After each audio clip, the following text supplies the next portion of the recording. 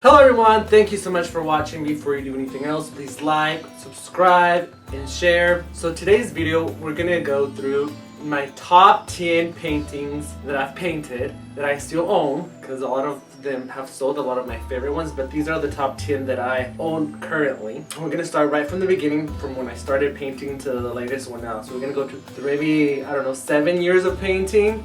And maybe one day these 10 paintings will be the most famous paintings of my career. Cross my fingers, and hopefully that's pretty soon. I don't want to have to wait till death to be recognized. Alright, so this is number 1. This one was painted back in 2011 when I was in my painting 1 class. It was like the end of this class project. Painted these two unidentified male figures. It's kind of like when you love someone but you have to remain anonymous, and I think it's very disheartening that it's 2019 and there's a lot of places where the LGBT community cannot be open about their love. So this painting is kind of about that, just having to keep it private, unidentified, but there's still a big connection between the two.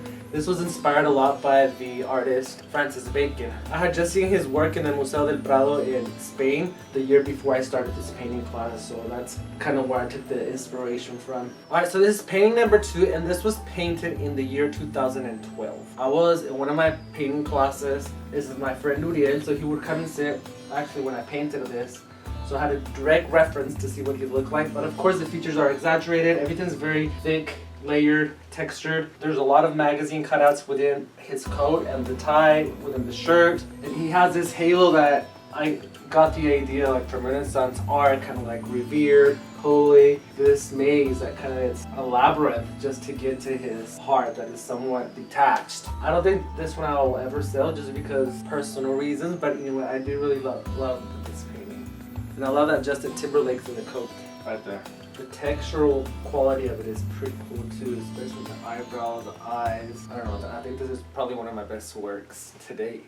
And this was back in 2012. And this is number 3, Frida Kahlo. I'm obsessed with Frida Kahlo. I even have her tattooed on my back, and I've painted her several times. I don't know, I'm just very captivated by who she was as a person, her art, her relationship, just everything about her is very captivating. Just an example of how to persevere, and whatever comes your way, you can always come out of it. I don't know, I think she's a very inspiring woman. These earrings were gifted to her by Picasso, and this background actually took over a year to make. At this point, I was painting a lot of oils, so when I was done painting for the day, I'd have like a lot of paint left over. I didn't want to go unused. I grabbed this panel, I just started painting little squares. I finished it completely squares, and then I came back and added her a year later with sparrows as her unibrow, which I love, and here in the neck. So this is number 4 of my friend Romina, painted in the year 2014. So I got into this craze of just using like rip out for magazine and things like that. So there's a lot of things here that I just ripped out, places. I know that the following year she traveled the world for a while, so it was kind of fitting that I incorporate this into this painting because it was around that time when I painted it. And I got this from one of the photographs that I saw on her Facebook. And one thing that my friends point out, that I didn't do this intentionally, but now that it's been pointed out to me, that's all I see. They're like, why did you paint a giant penis? Which is her sleeve, but if you look up, if you think about it, these are the balls, the shaft, and the head. So now that's all I see. But I really like the gaze, the lips. I don't know, I just think composition-wise, this is a very great painting. So this is number 5, painted in the year 2015, and this is a painting of my sister stacked up in like this totem of stones, and I think there's a word for this, but I don't remember it. Right at the edge of the cliff, so it creates like this tension, like whether it's gonna fall over and where's her head gonna go. But I did this because I've always told my sister that she has no emotions or feelings. I'm like, you're like a rock and cement runs through your veins. But that was early on. Now I think that my sister is very strong, a very strong woman, and I love her. So I think this painting now is very adequate because of just how strong she is. This was number 6, painted in the year 2006. Now behind this, there's an image of a man right here. It was a previous painting before I added the Picasso on here. I paint stuff and I feel like it's no longer that good or that great, so then I paint over it. But I always like to make sure there's something showing from the previous painting, and this is that.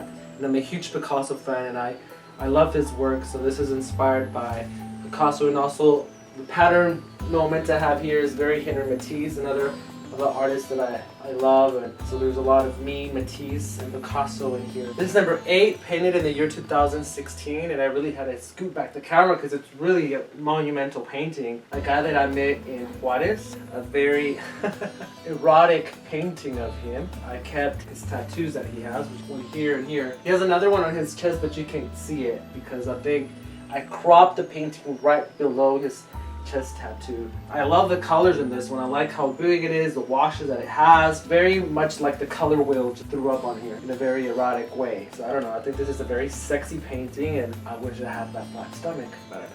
So this is number 8, painted in the year 2017. So I went through a whole doll craze where that's all I painted, and I have a docu-series documenting the whole process and why I painted them, so check that out. So out of the whole doll collection that I painted, I think this is by far my favorite.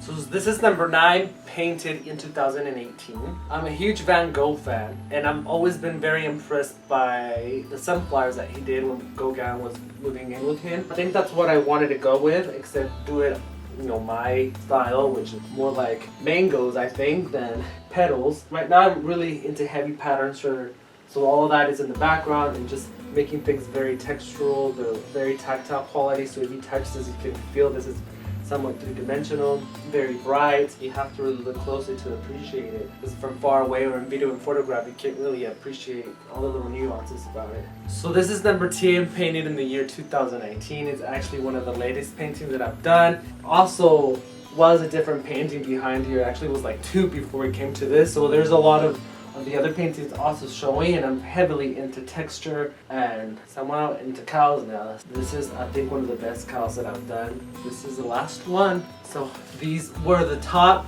10 paintings that I still own, and then one day will be the top 10 most famous paintings of my career pretty soon. So anyway, if you want to follow me on Instagram, I'll leave my name down here. That way you can check out a lot of the other paintings that I've done, or if you're interested in buying them in the Austin area. Yeah, tell me what you think. Tell me which one you thought was your favorite. Oh, like, subscribe, and share. Adios y bye.